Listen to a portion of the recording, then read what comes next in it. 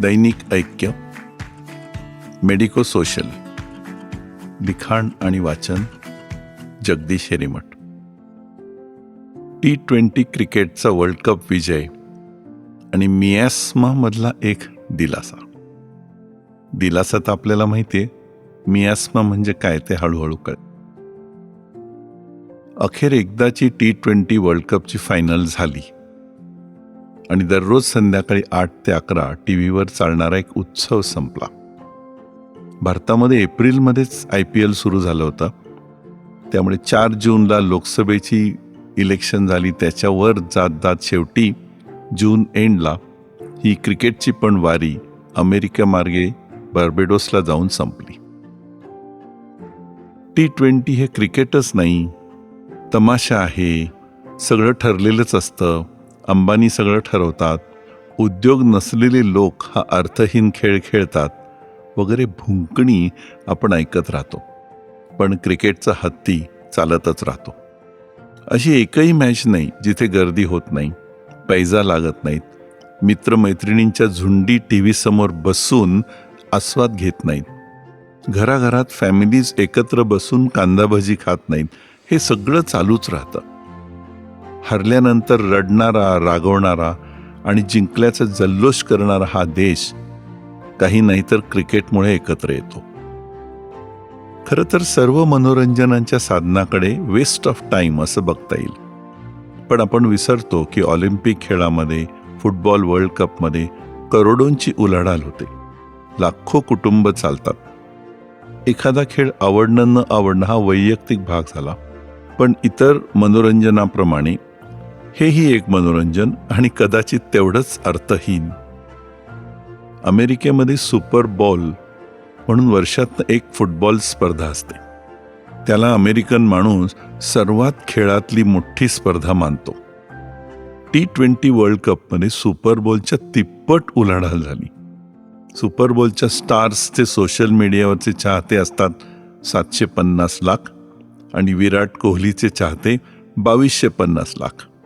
पण आम्हा भारतीयांना गर्व से कहो असं हे सगळं म्हणायला लाजच वाटते. फुटबॉल नंबरचा एक गेम आहे, याच्यात काही शंकाच नाही. पण फुटबॉल किती साधा सारळ खेळ आहे. क्रिकेटमधले नियम, बारकावे, टेक्नॉलॉजी, एक बॉल पडतो त्याचं पुढे काय काय होऊ शकतं, हे गणित फारच क्लिष्ट आहे. फुटबॉल म्हणजे वडापाव इतका सहज आणि क्रिकेट एक सागर संगीत मेजवानी. दोन्हीचा आनंद वेगळा, न उणा न दुगणा. फुटबॉल हा मातीचा रांगडा खेळ. गोल झाल्यावर एकामेकाच्या अंगावर 10 जण पडतात. फॅन्समध्ये मारामारी होते. मॅनेजर बाहेरून आरडाओरडा करत असतात. बरे आपल्याला कळत नाही ते अतिसभ्य भाषेत काय ओरडतात ते. क्रिकेटचा कोच मात्र असून नसल्यासारखा. इतक्या कठीण प्रसंगात धीरोदात्त असणारा राहुल द्रविड अगदी शेवटी आनंदाच्या क्षणी प्रकट झाला. भारत जिंकला आणि एक 11 वर्षाचा विजेतेपदाचा दुष्काळ संपला. त्याचं क्रिकेट कौतुक होत राहीलच, पण यावेळी एक आगळा संवेदनाशील अनुभव आला. सिराज सारखा टीममधला खेळाडू जो हार्डली काही मॅचेस खेळला होता, त्याच्या डोळ्यातूनही अश्रू आनंदाचे वाहत होते. अर्शदीपची आई वडील, बुमराची पत्नी, विराटचं ग्राउंडवरूनच व्हिडिओ कॉलवरचं संभाषण, रोहित शर्मासारख्या कडूगोड अनुभवातून सुलाखून पडलेल्याचं गदगद डोळ्यांनी माती खाणं, हे बघताना क्रिकेटच्या पुस्तकाच्या बाहेरचा मानवी अनुभव सुद्धा फार सुखद होता. एका अतिसुंदर स्त्रीने टीव्हीवरती इंटरव्ह्यू देताना असं म्हटलं होतं की तिला त्या स्टेडियममध्ये सर्वात सुंदर व्यक्ती म्हणजे रोहित शर्माची पत्नी वाटली. ती म्हणाली की टीमच्या परफॉर्मन्सच्या चढ उताराप्रमाणे रोहित शर्माच्या पत्नीच्या चेहऱ्यावरती बदलणारे हावभाव यासारखं सौंदर्य तिने पाहिलेलं नव्हतं. या सर्व टीमच्या जल्लोषात, जगभर झालेल्या आनंदात न कुठे जात धर्म मध्ये आलं, न कुठली कटुता.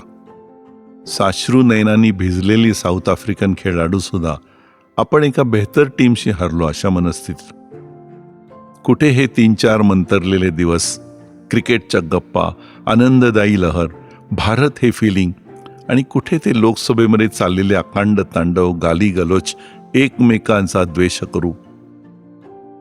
एकंदर पैसे मिळवण्यावर भारतात वाईट नजरेनंच बघितलं जातं, कौतुकाने नाहीच. इतका प्रचंड पैसा IPL मध्ये आला की त्याला पाण्यात पाहायला जाऊ लागलं. उणी दोणी IPLची निघू लागली.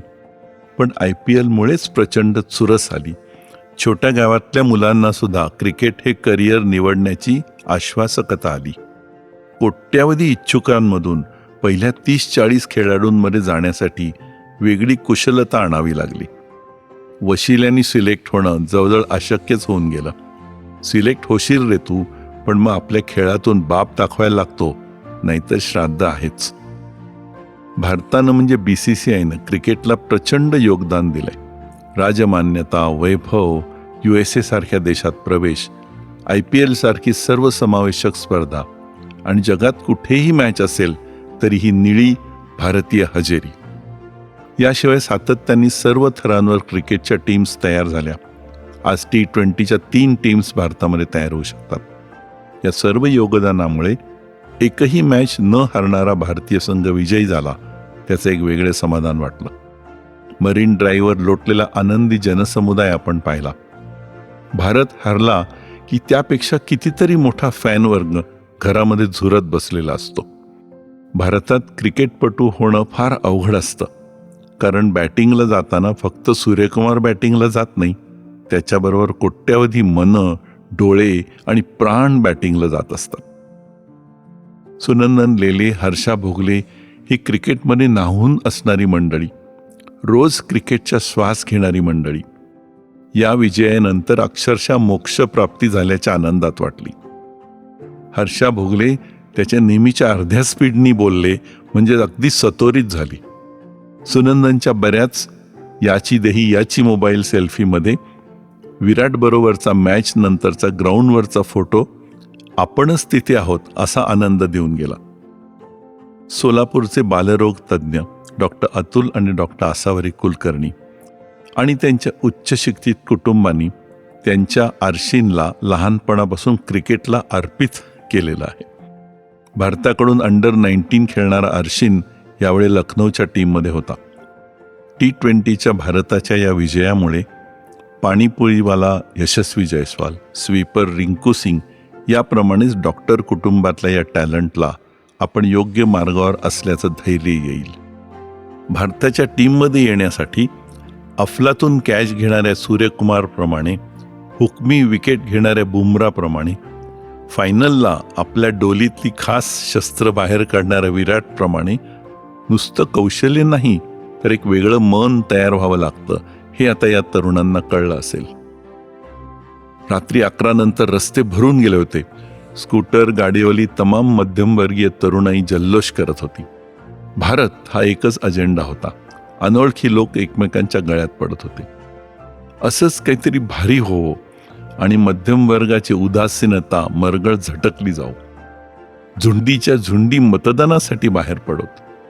आपल्याला राज्यकर्ते वगैरे कोणी नाहीतरी विचारत नाहीतच, मग आपणच आपल्या संख्याबळाने त्यांच्या नजरेत यायला हवं.